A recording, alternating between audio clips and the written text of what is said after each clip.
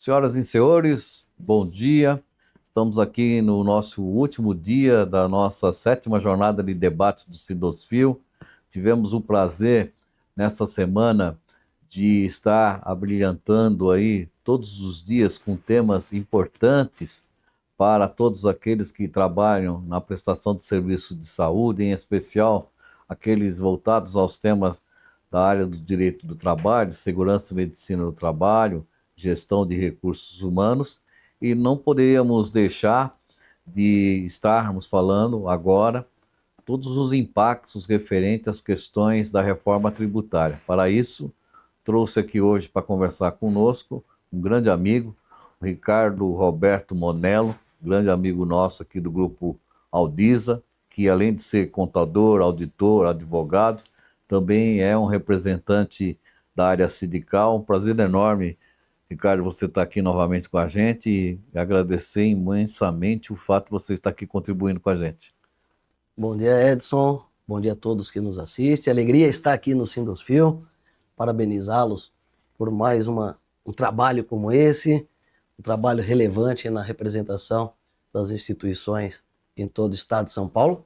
E como sempre menciono, o que vocês fazem aqui no Brasil todo é um exemplo, é algo que as instituições se inspiram e também é um serviço muito relevante para os associados, para os representados. E participar dessa jornada, desse debate, desse momento de troca de experiência, e com um tema tão em alta, né? Em alta temperatura, vai ser muito gostoso. Então, muito obrigado. Obrigado pela você, confiança. agradeço muito. Nós fazemos essa jornada, Ricardo, todos os anos, né? Essa é a 7ª edição, e nós procuramos fazer uma enquete com as instituições para que elas possam sugerir temas às quais as próprias instituições possam esclarecer dúvidas, né? E a gente parte num roteiro que eles mesmos encaminham para nós. E este Legal. foi um dos temas de bastante reivindicação com relação dos impactos, né, que a reforma tributária vem a apresentar, em especial para o segmento filantrópico. Você já milita nisso há muito tempo, então, para iniciarmos, eu queria que você fizesse uma contextualização desta nova reforma tributária, quais são as consequências disso, não só para o segmento filantrópico, mas também para todas as entidades sem fins lucrativos. Maravilha. E o momento é extremamente oportuno para trazer esse tema. Olha que coisa interessante. Há cerca de 15 dias atrás, uma das maiores empresas que desenvolve sistema de gestão no Brasil para empresas Sim. Fez uma pesquisa no mercado de escritórios de contabilidade. E a pesquisa mostrou que 61% dos escritórios de contabilidade ainda não começaram a fazer absolutamente nada para a reforma tributária. Interessante. Reforma tributária que entrou em vigor a partir desse ano, já temos alguns aspectos, mas que mostra que nós temos um prazo exíguo, porque a partir de janeiro do ano que vem já existem aí diversos procedimentos mais específicos, um sistema duplo de apuração, mas nós temos um gap muito grande. Ou seja, mostra um desafio para as empresas e para o terceiro setor, para os hospitais, para as entidades sem fins lucrativos. Esse desafio talvez seja até maior. Sim. Pelas dificuldades de recursos humanos, tecnológicos e financeiros, porque também precisa para preparar. Então, vocês do Sindosfil trazendo essa discussão, levanta um assunto que é fundamental, é estratégico para as instituições. E quando nós olhamos para o terceiro setor, e aí tem uma outra preocupação, não só os hospitais, mas as entidades de educação e de assistência social, cultura, meio ambiente, entre outras tantas, mas boa parte dessas, e o público aqui do nosso sindicato, está dentro do manto da imunidade tributária. Uhum. E muita gente está acreditando equivocadamente que por estar na imunidade tributária, talvez não devesse se preocupar tanto. E aí realmente um problema e uma luz já laranja que acende para as nossas entidades, para os nossos dirigentes. Então, nós temos aí a reforma tributária aprovada pela emenda constitucional 132 de 2023, ou seja, uma emenda até nova, que aprovou uma alteração substancial no sistema tributário na nossa Constituição Federal. São alterações profundas, que teremos diversas outras normas regulamentadoras, e já temos duas, né? A Lei Complementar 214, de 2025, e a 227, também 2025. Mas, quando nós falamos de reforma tributária, é importante que quem está aí nos assistindo lembre que é um conjunto de reformas que o Brasil vem passando há anos, né? O próprio Sindosfil, o movimento das entidades do terceiro setor, acompanha já de muito tempo as sucessivas tentativas de se mexer no artigo 150, no 195, os obstáculos para a obtenção, para a manutenção do SEBAS. Se fôssemos aqui falar das dificuldades do SEBAS e do SEBAS decorre gozar plenamente da imunidade tributária das contribuições sociais, já seria um outro capítulo. Mas é importante nós lembrarmos que a reforma tributária agora em pauta, a 132, é a reforma do consumo, aquilo que nós compramos e vendemos. Mas, paralelo a isso, o Brasil já passou a reforma trabalhista, que vocês também já trataram em outras diversas ocasiões, a reforma da Previdência. Sim. Nós tivemos, recente, a reforma do imposto de renda da pessoa jurídica, com a tributação das altas rendas, como se chama, né? Quem ganha 50 mil reais ou mais por mês, e isso influencia quem consome no terceiro setor, quem paga um plano de saúde, quem paga um atendimento médico, quem paga os próprios prestadores. Os próprios prestadores de serviço. Então, tudo isso faz parte do, que eu digo, o ecossistema do mercado de saúde. E, por fim, mas não menos importante, nós também tivemos, no final do ano, uma lei complementar, a 224, que tratou ali da redução dos incentivos e benefícios fiscais. De modo geral, mexeu com o lucro presumido, mexeu ali com questões do Simples, entre outros regimes, mas mexe também com alguns incentivos que acabam atingindo também o potencial de arrecadação e de captação de recursos das nossas instituições. Então, quando nós falamos reforma tributária, tudo isso é para entrar na reforma do consumo, lembrando que há um conjunto de normas que o dirigente da nossa entidade, o contador, o advogado, deve conhecer, mas não somente o contador e o advogado. O dirigente, o presidente, o tesoureiro, o diretor financeiro precisa conhecer, porque isso vai impactar, como nós vamos ver. Então, nós tivemos, Edson, a emenda constitucional 132, que alterou a Constituição. Ela teve vários pontos e que eu vou frisar aqui para nós. Primeiro, ela reforçou a imunidade tributária de impostos. Isso é muito bom. Então, tivemos conquistas, né? Então, não quero trazer aqui para você que nos assiste a impressão de que não, tudo está muito difícil, tudo pior. Não, tivemos avanços, tivemos retrocessos e temos algumas oportunidades que nós vamos conversar aqui ao longo desta manhã. Então, ao mexer na Constituição, ela não alterou a imunidade tributária, mas ela reforçou em alguns aspectos o alcance dessa imunidade, inclusive no ITCMD. E olha que é interessante, de modo geral, os hospitais filantrópicos, a saúde filantrópica já estava na imunidade do ITCMD. Mas é sempre uma dificuldade conseguir exercer plenamente o direito a essa imunidade. São Paulo age de um jeito, Paraná de outro, o Pará de outro, Rio Grande do Sul. Então nós temos algumas dificuldades e a Constituição Federal ela consagrou que as entidades dos 150 estão formalmente imunes do ITCMD. E o outro ponto também muito interessante.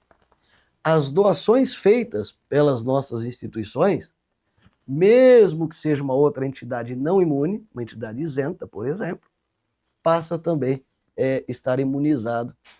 E eu vejo dois pontos positivos nessa questão de ITCMD. Porque, historicamente, um hospital, uma fundação, uma associação, uma entidade que fizesse uma doação para outra, enfrentava, às vezes, obstáculos com a própria Receita Federal, como desvio de finalidade, distribuição de parcela do patrimônio. Ao passo que isso veio para o patamar constitucional, dá uma garantia, e aqui já até falo, né? Para quem tem processo judicial ou administrativo discutindo, tem vamos dizer, uma brecha. Uma brecha, porque houve um amadurecimento de que, se aquilo é finalidade da instituição, pois bem, ela pode fazer e não significaria desvio das finalidades. Então, isso é algo bastante positivo. E aí a Constituição foi alterada para a extinção de alguns tributos, sejam eles impostos ou contribuições, substituindo para 2. E aí, o que nós vamos encontrar? O caos tributário do Brasil é antigo. Se nós voltarmos à década de 60, o Código Tributário Nacional, na década de 60 nós tivemos 2 reformas tributárias. E o Brasil saiu de 16% de carga tributária para hoje 33%. Né? Então, nós estamos falando isso aí pouco mais de 50 e poucos anos. Então, a reforma tributária ela é necessária. E aí, o que hoje nós temos com a emenda 132? Nós pegamos o PIS e a COFINS, que é o caos maior para contadores, para quem administra, para as próprias instituições. Para as próprias instituições. E hoje nós temos um outro dificultador. Né? Nós temos regime cumulativo, não cumulativo. Então, ele tira o PIS e a COFINS e cria a CBS. O PIS e a COFINS, 2 contribuições de âmbito federal, substituídas então por uma outra contribuição, que é a contribuição sobre bens e serviços. E os impostos em âmbito de estados e municípios, o ICMS e o ISS, passa a ser substituído pelo IBS. Então nós temos um imposto de valor agregado, que é o IVA dual, que abraça 2 tributos, o IBS e a CBS. Então, que são apurações também distintas, né? Como a gente pode perceber. O que é interessante nós também observarmos desse novo modelo? Ele não só substituiu 5 tributos por 2. Ele tirou a COFINS da obrigação, o que hoje tem PIS e COFINS, tem que ter o SEBAS para ter imunidade. Sim. Ele tirou. Então, ao passo que ele veio para a CBS, não precisa mais do SEBAS para a imunidade dessa CBS. Mas continua sendo fundamental o SEBAS para as contribuições sobre a folha previdenciária, sim, terceiros, fora questões de emendas parlamentares. E um outro fator que a gente também já traz aqui. Os hospitais filantrópicos com SEBAS terão desonerações também em algumas aquisições. Agora, Ricardo, me permite uma parte. Com relação a isso, tem que deixar muito caracterizado para quem nos assiste que a emenda em si, com a reforma, ela não descaracteriza de forma nenhuma o artigo 195 da Constituição com relação às entidades filantrópicas, né? Exato. Aquilo foi preservado. O que ele alterou no 195 foi em outro parágrafo para criar a CBS, sim, que antes era contribuição sobre folha, entre outros, e ele criou a contribuição sobre bens e serviços. Então, o que aconteceu com a emenda 132? Ela tirou os 5 tributos, viraram 2, e os tributos, na reforma da tributária, ela procurou e procura equacionar algumas questões que o Brasil persegue há tempo. E não vai ser tão rápido da gente, infelizmente, né, resolver. Primeiro, se objetivava a não cumulatividade. Esse é o cerne de trazer uma desoneração para todo mundo, né? Não deixar um imposto, uma carga tão alta. Então nós vamos ver que isso não acontece plenamente. Outro aspecto, ele busca uma alíquota nacional.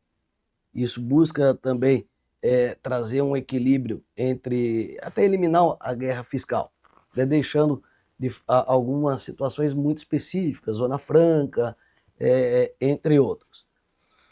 Mas o que ele muda substancialmente?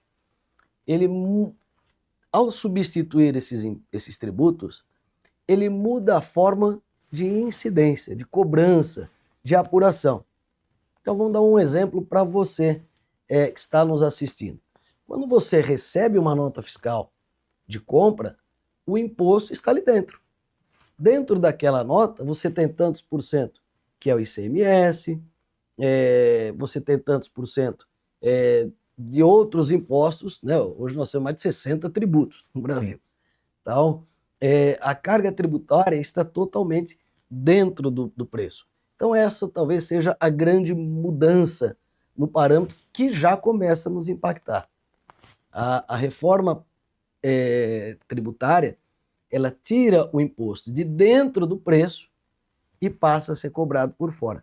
Nos moldes, como a gente vê em vários países, Estados Unidos, vários países da Europa. Ou seja, você vê uma mercadoria na loja, ou um produto com um prestador de serviço, um serviço com quem está prestando ali, olha, tal produto é X reais, mais tanto por cento da tributação do IVA, né? Como nós vamos nos acostumar. O Brasil está há muito tempo fora do modelo internacional do IVA, e aí, Edson, o que é a primeira sinalização? Quando nós olhamos para esse formato de tributos, quem está vendendo para o seu hospital, para a sua entidade, ele também vai ter que fazer o cálculo. Qual é a carga tributária? Porque não é simplesmente, olha, o valor é 1.000, agora eu cobro 1.000 e mais os tributos. Senão o meu hospital vai pagar 1.200, 1.250, 1.280. Então isso aumenta o fluxo de caixa. E a responsabilidade é tributária. A responsabilidade é tributária. Então, então a reforma da tributária, ela vai fazer com que o prestador de serviço, o vendedor para o nosso hospital e o próprio hospital analise detalhadamente cada uma das operações. Então, nós percebemos que ela fortaleceu as imunidades, ela separou 5 tributos, concentrando em 2, misturando imposto e contribuição, uma coisa diferente do modelo de quem fez a faculdade de Direito, né, que são naturezas distintas, e criou essa tributação por fora. Diferente do que o terceiro setor também está acostumado, atualmente nós falamos imunidade e isenção tributária. O que passa a fazer parte agora do próprio hospital que está nos assistindo, a entidade hospitalar que nos assiste? A questão da alíquota zero, da não incidência, das reduções da alíquota. E esse é um ponto também importante. O novo regime tributário, ele vai trazer alguns benefícios para entidades de saúde e não só sem fins lucrativos. E aí eu já chamo a atenção por um ponto. A empresa de saúde com fins lucrativos, ela também tem uma carga tributária reduzida, tanto para comprar dos seus fornecedores, quanto sobre a sua venda, o seu faturamento. Então, a competitividade na saúde também sofre um impacto. Ricardo, me diz uma coisa, boa parte desses que estão nos ouvindo é uma questão muito frequente, somente nos grandes hospitais em São Paulo, a questão dos PJ, principalmente o corpo clínico, né? Exato. E aí tem as questões da emissão de nota fiscal, recolhimento do ISS. Quais os cuidados que esse pessoal deveria ter diante dessas questões a partir do ano que vem? Muito boa essa pergunta, né? A questão da pejotização, Né? ela passou a ser encarada como uma questão até de sobrevivência. Sim. Tanto para os médicos, os profissionais da saúde, que querem a Outros flexibilidade, serviços, né? como para, Sim, e não só eles, sim. mas também para os próprios hospitais. Para as empresas de saúde, a pejotização ficou um negócio ainda melhor no tocante ao aspecto tributário. Sim. Por quê? Porque uma sociedade médica que presta serviços para um hospital empresa, ele gera crédito e o hospital aproveita. E aí é um problema para o terceiro setor. Sim, Porque as nossas instituições não tem essa não característica. vão aproveitar o crédito na operação anterior. Então, e aí já fica uma pauta para o sindicato e para as demais entidades, a Constituição não proibiu que as entidades imunes e isentas se aproveitassem do crédito. Foi na regulamentação, na 214, que cometeram essa atrocidade, essa desproporção. O que isso faz com que a gente fique prejudicado? Nessa questão com as empresas, no próprio fluxo de caixa e o resíduo de custo que vai recair para nós. Ou seja, o nosso serviço vai ficar mais caro, porque vai ficar mais caro atender. É claro que quando nós falamos pejotização, o Supremo vai discutir novamente e deve pacificar, e acredito que favoravelmente, a pejotização, todo o avanço da sociedade, dos modelos de funcionamento, demonstram essa vontade e é isso que está na sociedade. Mas, no aspecto do crédito de tributação, não é o grande incentivo. Mas, ainda assim, acaba sendo mais vantajoso em relação ao custo de folha para algumas instituições. Sim, mas você não acha que essa discussão foi em virtude mesmo da questão da própria isenção para o segmento? Parte filantrópica? Você já tem a isenção da filantropia, você também vai querer absorver esse crédito? A linha a linha de pensamento a linha da talvez seja Receita essa. Federal é exatamente essa. É. Ou seja, se você não está pagando, por que Porque você vai estar se creditando? Não é verdade? Né? Então, mas o precedente já existe. Jornais, revistas, livros e os meios de comunicação, eles se creditam, eles têm imunidade daquela operação, mas se creditam. Porque a Constituição, não vou entrar aqui no mérito da coerência de fluxo financeiro, Sim. né? Mas o precedente já existe. O que acabou acontecendo é que o terceiro setor, as entidades imunes de educação, saúde e assistência, acabaram não tendo o mesmo tratamento do que os outros. que as empresas de comunicação, rádio, televisão, jornais e as demais mídias. Infelizmente. Eu tenho aqui algumas questões, eu vou partir para uma aqui, que me parece que vai na mesma linha, né? Então, quais são os principais impactos da reforma tributária sobre a carga fiscal nas santas casas e entidades filantrópicas? Essa é uma preocupação e aí deve ser o ponto de atenção para você que nos assiste. A nossa atenção total é com o custo na aquisição. A Santa Casa, os hospitais filantrópicos continuam imunes a CBS e IBS. Isso está muito cristalino na Constituição e reforçado na Lei Complementar 214. Mas essa mesma lei é taxativa, dizendo que não existe imunidade na aquisição. Isso, para alguns que nos assistem, Edson, é interessante. Por quê? Nós temos uma jurisprudência em alguns estados de reconhecer a imunidade do ICMS em algumas espécies de aquisição. Então, porque nós temos ICMS, né, nos insumos, nos ativos, na produção, então tem várias modalidades, não vamos aqui aprofundar. Então, há alguns hospitais que conseguiram judicialmente reconhecer que esses ICMS que incidia afetava o seu patrimônio, então estaria protegido. Alguns conseguiram. A partir de então, isso deixa de existir. Então, ou seja, toda a aquisição dos nossos hospitais passa a incidir, como regra geral, IBS, CBS. Qual é a diferença? A Lei Complementar 214, ela criou condições, e isso é positivo, que alguns prestadores de serviço terão alíquota reduzida. Então, uma sociedade médica, uma sociedade de advogados, outros prestadores de serviço que vendem muito serviço para os nossos hospitais, eles vão ter um IBS, uma carga menor. Sim. No período de transição. Não, Não? direto, Ah, tá. direto.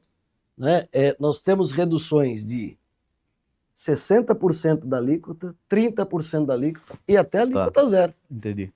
Então, e aí cada fornecedor do hospital, a gente vai precisar conhecê-lo.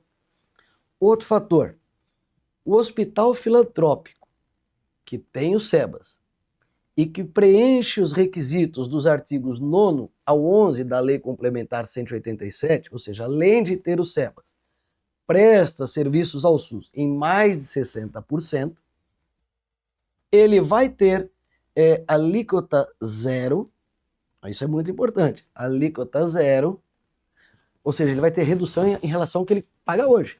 É bom. Para o ingresso. Para o ingresso. Sim. Então, de dispositivos médicos, Médico. equipamentos, importação. Matimed. Exatamente. Então, o que é importante? O impacto fiscal, em alguns aspectos, ele se eleva, em outros ele reduz. Fundamental é que cada um dos nossos hospitais tenha uma atenção muito grande na área de compras. Compras hoje está muito ligado a um ciclo de estoque, né, de necessidade que eu preciso de suprimentos, seja no centro cirúrgico, seja na área ambulatorial, qualquer área. Quantitativo. Exato. Estoque, mas não vê a parte financeira. Agora, o que nós vamos precisar a partir de então? E já vá anotando essas dicas. Ter uma gestão inteligente do estoque, mas principalmente de quem eu estou comprando. Por exemplo, muitas vezes o hospital ia comprar algum produto, na hora de discutir com o fornecedor, estava vendo se ele era MEI, se ele era simples, ou alguma outra forma de tributação. Agora você vai precisar entender o seguinte: qual é o tipo de regime tributário do seu fornecedor e qual é a carga dele. Porque isso vai implicar muito no custo. Porque você vai pagar. Sim. E você não vai se acreditar disso. Então, o imposto, você vai estar mercadoria e vai estar adicionado o tributo. O que é um ponto importante?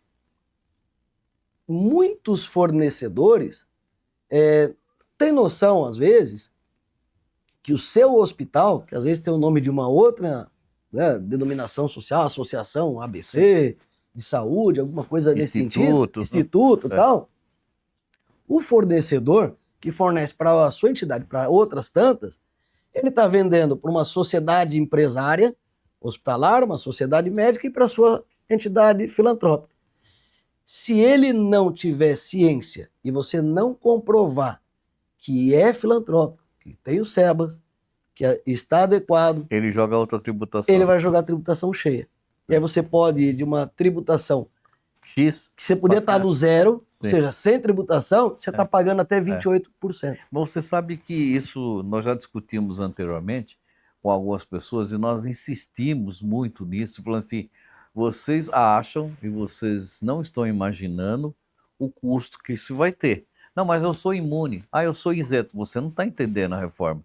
Porque, na realidade, a reforma ela é tributária, como você disse. Eu acho que essa fala, para mim, ela é fundamental. A reforma tributária é para consumo. Consumo. Então, você está comprando as coisas e dependendo do que você comprar, é o que vai ser tributado. Exatamente. Entendeu? Então, essa inteligência de quem eu estou comprando e qual é o produto, você vê o quanto isso vai impactar no departamento de compras, nos sistemas. Existe, Edson, uma classificação existem anexos da lei complementar, e aí é aquela coisa que nós como advogados, eu Sim, também, sim. né, como contador já, até antes de ser advogado, a gente já acompanha. Instrução normativa, classificação tributária, isso aqui é uma coisa complexa no Sim, Brasil. né? Ainda mais Então, quando fala na questão tributária, né? Aí o cara vai mudando. vai mudando. Então, o que é importante? Conhecer quem é o fornecedor, qual é o regime tributário dele, a carga dele, e talvez ele nem saiba, porque se a pesquisa diz que 61% É. das empresas de contabilidade ainda não implementaram nada de reforma para os seus clientes, provavelmente seu fornecedor ainda não está pensando o que vai ser carga tributária dele o ano que vem. Eu vou falar já já do duplo Talvez, sistema. me permite uma coisa. Talvez, Ricardo, acho eu, talvez na ficha cadastral para processo de concorrência, né, de licitação, de levantamento de preço, na ficha cadastral ele já identificar qual é o regime dele, né? Então, Talvez seja, é uma sugestão. exato. Eu É, tenho que melhorar esse controle, sim, ter um levantamento da regularidade desse fornecedor. Então, dentro da instrução da Lei Complementar a 214, ela traz anexos de dispositivos médicos e medicamentos, entre outras questões, que tem essa redução, que pode ser até alíquota zero. Então, é uma economia muito significativa. Então, eu vou precisar, dentro do meu hospital, saber se os meus produtos, se eu tenho aqueles produtos, quando eu orçar um fornecedor, o documento fiscal dele vai ter que estar com aquela classificação fiscal. Então, aí está uma grande oportunidade de aprimoramento de controle para ter também economia. Ainda sobre o impacto fiscal, o Brasil escolheu um modelo que a transição tributária começa a mudança em 2027. Agora em 26 nós já estamos fazendo testes no tocante a obrigações acessórias, emissão de documentos fiscais, o acesso piloto, alguns segmentos a Receita Federal está acompanhando, testando o split payment, depois vai ter um cashback, vamos ter novidades aí que já existe mundo afora, coisas boas até. Mas um impacto fiscal que não é só em termos de alíquota. A partir de 2027, as nossas instituições, elas vão trabalhar com o regime atual, que tem PIS, ICMS, ISS, e vão estar trabalhando com a questão também do novo regime. Por quê? O ano que vem acaba o PIS/COFINS e entra a CBS. Aí, dali 2 anos, vão extinguir o ICMS e o ISS e vem a IBS. Então, eu tenho até 2033 para conviver com regime duplo de controle. Sim. Então, isso será escalonado. Eu sempre falo para eles, e é uma coisa que me chama muita atenção, que eu tenho certeza que isso não vai ser só essa modalidade de debate que nós vamos fazer com o meu amigo Ricardo. Mas boa parte das instituições, como ele mesmo disse, elas não têm parametrização na sua folha de pagamento com relação a esse dispositivo, tá? Porque nós sabemos que em boa parte das instituições elas são cheias de programinha, né? Faz um programinha desse jeito, faz um planilha então, de Excel. né? Então o sistema financeiro não funciona com contas a pagar não funciona com folha de pagamento. Não então, há uma integração. Não há integração. E se essas não tiverem integração, já começa pela questão do e-social hoje, que já está machucando bastante instituições. Essa questão tecnológica, Edson, é um ponto vital Sim. para a segurança das instituições. Hoje a integração da área fiscal, da área contábil, da área de compras, com as demais áreas da empresa é fundamental. O que nós falamos, isso de modo geral, acontece com um sistema que a gente fala ERP, que é um software de gestão, que no fundo ele conecta pontas. Esse é um trabalho para a gente já desenhar esse ano. É o que você mencionou, e com muita clareza, não é só dentro da folha de pagamento. As folhas de pagamento muitas vezes são fechadas na base da unha ali, quase, Sim. né, É. do Excel. Muitas nem Excel. É. É, E o software adquirido, ele é engessado. As suas particularidades, elas têm que ser parametrizadas. As pessoas não deixam, aí quando surge as inclusões, ele não consegue rodar. Então, hoje nós temos dificuldades nas parametrizações para folhas que refletem em erros do e-social, e esses erros viram multas. Sim. Mas, doravante, com a reforma tributária, essa questão das mercadorias, dos produtos, também. Por exemplo, as locações de espaços, imóveis, muitas das nossas casas, santas casas, têm dezenas de imóveis que geram rendas. Sim. Tem outras atividades meio, e hoje, muitas vezes, elas não emitem nota fiscal. E a lei complementar, ela foi taxativa. Mesmo com a imunidade ou a isenção, ou reduções de alíquota, não está dispensada a emissão de documento fiscal. Então, o sistema da instituição vai ter que se preparar para essa questão da emissão de documento fiscal. A Receita Federal já investiu quase 2 bilhões de reais em tecnologia fiscal só para acompanhar os dados dos contribuintes decorrentes da reforma tributária. E aí eu pergunto, quanto que cada uma das nossas instituições estão investindo? E aí nós vamos perceber que não é um delay que vai existir entre o departamento e a contabilidade. Não. É entre a entidade e o governo. Sim. E isso vai expor o risco à instituição. Então ela precisa sentar com a sua área contábil, sentar com a área de tecnologia. Quais são as informações que eu preciso mapear? O que eu preciso trazer para dentro da informação? Essa leitura da compreensão do fornecedor já não é mais só a questão preço. Não, e é a curto prazo. É curtíssimo prazo, estou falando a partir de janeiro do ano que vem. Então, quem é que me fornece? Até porque eu estou adiando aos 4 ventos, né? Que esse ano ele termina agora no mês de maio, né? Porque depois de maio para frente... Depois vem Copa do Mundo, eleição e tudo, acabou. já viu, né? Se você não conseguir trabalhar... Deixa eu te passar uma outra aqui, Ricardo. Essa aqui eu acho que é interessante. De que forma as mudanças dos tributos sobre o consumo, como o Imposto sobre Bens e Serviços, IBS, e a Contribuição sobre Bens e Serviços, CBS, pode afetar os custos operacionais e a sustentabilidade financeira dessas instituições? Você já me respondeu uma parte, mas a gente quer insistir aqui, porque eu pretendo, já falei isso, deixar isso bem claro, a gente quer conversar depois com o Ricardo, no sentido de fazer uma parceria com a Aldisa, para que a gente possa colocar aos nossos associados um curso, uma informação, uma live, um processo de conscientização dessas mudanças, porque boa parte das pessoas, dos próprios administradores, não tem conhecimento das preocupações que nós estamos colocando aqui, certo? Vamos falar de novo dessa questão do custo, né? Quando nós falamos o custo, as entidades têm que ter isso em mente, porque envolve o preço. Sim. Custo termina em preço. Sim.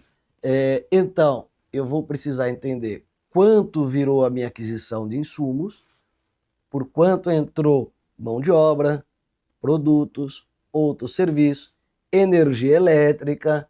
E fundamentalmente do que ele está me jogando a sua tributação. A sua tributação. Senão aumenta então, o custo. O que acontece? As pesquisas estão mostrando, Edson, e a LCA fez uma pesquisa, ela é pública, o FONIF apoiou, várias outras instituições estão acompanhando, nós estamos dentro desse grupo de trabalho. As entidades de saúde, elas podem ter um incremento real no fluxo de caixa dos custos de até 6,5%. Acima. Ou seja, imagina uma entidade que ela gaste R$1 milhão em compras no mês, ela pode aumentar mais 60, 65 mil por mês, em média. Pode ser um pouquinho mais, um pouquinho menos. Isso não é pouco. Por quê? Todo recurso que eu aumento em custo, eu posso estar ficando mais caro, eu posso estar ficando com menos sobra de capital, né, de giro. Então, a questão do custo, que eu insisti desde o primeiro momento, é porque ela envolve preço. E tem um outro fator. Algumas das nossas instituições, elas estão pautadas, estão estruturadas em contratos de gestão, termos de parceria, fomento, colaboração, conveniamentos. Então, a área da saúde envolve muito essa questão. Então, eu tenho que pensar no meu custo, no meu novo valor de prestação, de precificação, para, eventualmente, sentar com o gestor público e falar, peraí, eu preciso repactuar isso daqui, que a gente já sabe que é difícil. Mas você sabe que isso que nós estamos falando agora é uma coisa importante para todos aqueles que estão nos assistindo, porque boa parte das pessoas que estão fazendo plano de trabalho, vamos dizer assim, das organizações sociais, nenhum deles, poucos, tem conhecimento desse Estão fluxo levando de isso em consumo. consideração. Então, isso deve aumentar alguns custos. O que tem de bom, né? Eu sempre posso trazer também o lado, eu estou trazendo ruim, irmão. Eu estou trazendo uma realidade, que são desafios. A reforma tributária, ela também resolveu um problemão na parceria com o poder público. Passa, então, a ser imune, né? Os repasses decorrentes de termos de parceria, fomento, colaboração, contratos de gestão, esses valores que algumas instituições, ainda que imunes, vinham sofrendo. Nós temos casos, parece até uma situação esdrúxula, que a prefeitura repassa um recurso e desconta ISS do que ela repassa para a entidade. Sim. Então, a partir da reforma tributária, da entrada em vigor dos seus efeitos, não tem esse custo.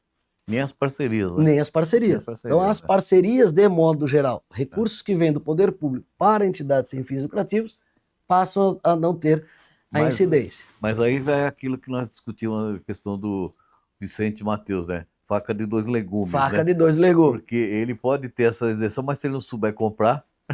Então, ele pode ter esse benefício, mas se ele não tiver alinhado a operação de compra, a economia que ele está tendo aqui, ele está perdendo ali.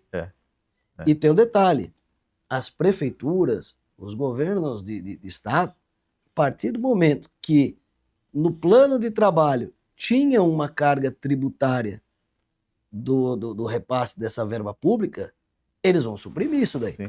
Então eu tenho que voltar e entender o que está no meu plano, dentro da minha orçamentação. E aí é um ponto que nós temos conversado com muitos clientes, né? A gente tem feito um trabalho de diagnosticar qual é o regime da entidade, seus fornecedores e a precificação. Várias instituições, elas vinham trabalhando, eu falo, num piloto automático.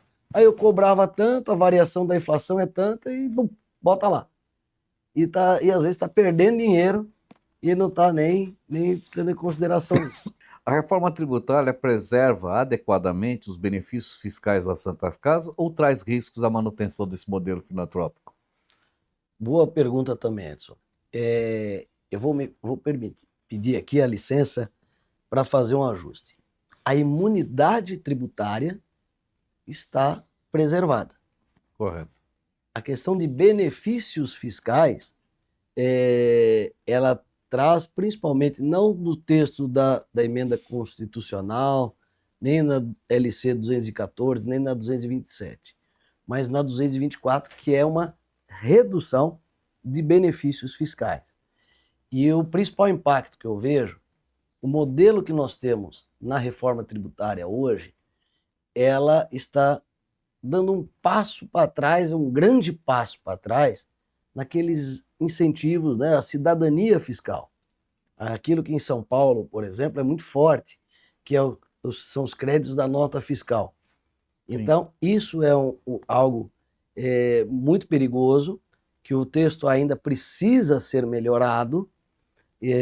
A movimentação existe, os movimentos, os coletivos ligados ao terceiro setor, não só à saúde, já demos bons avanços na questão de doações, incentivos e tal, mas aquele limite que ainda temos na legislação é um retrocesso no tocante ao benefício fiscal, do incentivo dos créditos de nota fiscal. O que eu diria, a imunidade está bem preservada. Mas tem um ponto que vale a pena nós observarmos, a quantidade de vezes que os textos que regulamentam e que estabeleceram a reforma tributária mencionam o artigo 14 do Código Tributário Nacional e também a questão da Lei Complementar 187, a do SEBAS. Sim. Então, ao passo que reforçou a imunidade, ela jogou um poder muito maior para a Receita Federal de fiscalização daqueles elementos constantes do artigo 14 do CTN, que, de modo geral, tentaram por vezes e por décadas alterar, né? Tentaram trazer a própria Lei 12.101, a malfadada e inconstitucional Lei 12.101, e hoje a Lei 187, parte do disposto nesse artigo tentaram incorporar ao 14 do CTN. Não conseguiram, mas não está perdido. Não. Ou seja, a Receita, Tribunal de Contas, ainda tem essa tese. Por que eu estou insistindo? Um ponto muito importante da reforma tributária tem a ver com a regularidade contábil. A observância dos princípios de contabilidade, os princípios de competência, a questão do tempo de lançamento, do reconhecimento das despesas e receitas na contabilidade, a segregação por natureza de receitas e despesas, a comprovação de que os fins estatutários estão realmente representados na contabilidade. Então, se isso estiver bem amarradinho, eu posso falar assim, olha, a entidade está com uma segurança maior. Eu diria, Edson, que a reforma tributária, ela, como nós falamos aqui, esses quase 50 minutos, né, de um bate-papo gostoso, sim, aliás, sim. Me coloco à disposição aí, sempre que necessário for, tem os desafios de lermos, né? É importante que as pessoas leiam a Emenda Constitucional 132 e as leis complementares 214, 224, 227, pelo menos essa. E em especial o artigo 14 da Lei Tributária. E o artigo 14 do do CTN, porque nós entramos, de modo geral, assim, no piloto automático. Nós cumprimos. É verdade. Como é que você atesta que você cumpriu? Um dos elementos que usualmente as instituições se utilizam é a própria auditoria independente, né? Ou seja, a auditoria sobre as demonstrações contábeis vai atestar a adoção dos princípios, dos critérios, de que as demonstrações contábeis atestam adequadamente. Mas só auditoria é pouco. Por quê? A entidade precisa ter um compliance jurídico, ter uma certeza institucional de que ela realmente atinge o artigo 14. Então, nós temos precedentes, tanto de CARF quanto da Justiça, que reforçam muito não só o alcance, mas a delimitação do próprio artigo 14, mas requer cuidado. Então, tem ali uma grande oportunidade e atenção. E até agora, deixar bem configurado nisso, que a partir de agora, a concessão do próprio DSEBAS, ela não é que se torna mais simples, será muito mais complicado pelas próprias exigências que foram feitas para a caracterização dessa filantropia, né? Cada vez pior. Ricardo, o SEBAS, né, você trouxe, o SEBAS, boa parte dele hoje não é o atendimento, o que a contabilidade diz. Então, e aí, naquela outra fala tua, o que vai da contabilidade vem de outros sistemas. Sim. Né? Vem do sistema de folha, que às vezes é uma planilha ou alguma coisa na unha. Vem do financeiro, que também não está integrado, não tem um software de gestão. Então, a tecnologia é fundamental para ela dar segurança, dar integração e dar integridade. Guarde essa expressão, integridade das informações da sua instituição. O relatório de atividades, ele apenas é um relatório. O que vale mesmo é a contabilização. Exatamente, exatamente. Ricardo, olha, é um prazer enorme ter você aqui. Eu estimo muito a nossa amizade e o nosso também. reconhecimento. Eu sempre falo e valorizo muito a sua fala em todos os encontros, porque Obrigado, meu amigo. eu reconheço você uma das maiores autoridades hoje a nível contábil. Eu tenho certeza disso e eu falo isso assim, de peito aberto para todos aqueles que trabalham comigo nessa questão de gestão, administração. Quero desde já agradecer imensamente você estar aqui e já me prontificar, dizer que nós vamos montar esse curso. Nós vamos montar esse curso, vamos estudar aqui uma forma Pode de fazer contar essa parceria. conosco. Tá? Então, eu queria agradecer muito e pedir para que você deixe seus contatos para os nossos telespectadores, para que eles também possam entrar em contato contigo, tipo, porventura precisar de uma auditoria, de um processo de consultoria. Eu acho que é muito importante você deixar isso à disposição para todos. Opa, mais uma vez, Edson, eu que agradeço você, toda a equipe aqui do Sindosfil, que é sempre de uma atenção gigante, parabenizando também pelo, mais uma vez, o trabalho que vocês vêm desenvolvendo há muitos anos, a dedicação gigante aí na defesa dos nossos hospitais, da saúde filantrópica, que eu falo, não é só de São Paulo. Sim. O que vocês fazem ecoa em todo o Brasil. Eu me coloco à disposição nas nossas redes sociais, @Grupo Aldisa, né, AUDISA, @Monelo Advogados, e o meu, quem quiser também falar direto comigo, @Ricardo Monelo, tudo junto, e aí podemos trocar figurinhas, conversar aí. Hoje não é mais, né, não tem mais esse telefone fixo, não, liga lá, né? É tudo rede social. É isso aí. Mas, através aqui do sindicato, que precisarem também, vamos abrir o canal conosco. Agora aberto para o Aldisa. Muito obrigado, e a nossa casa também está aberta a você, toda essa equipe maravilhosa aqui que você muito bem lidera.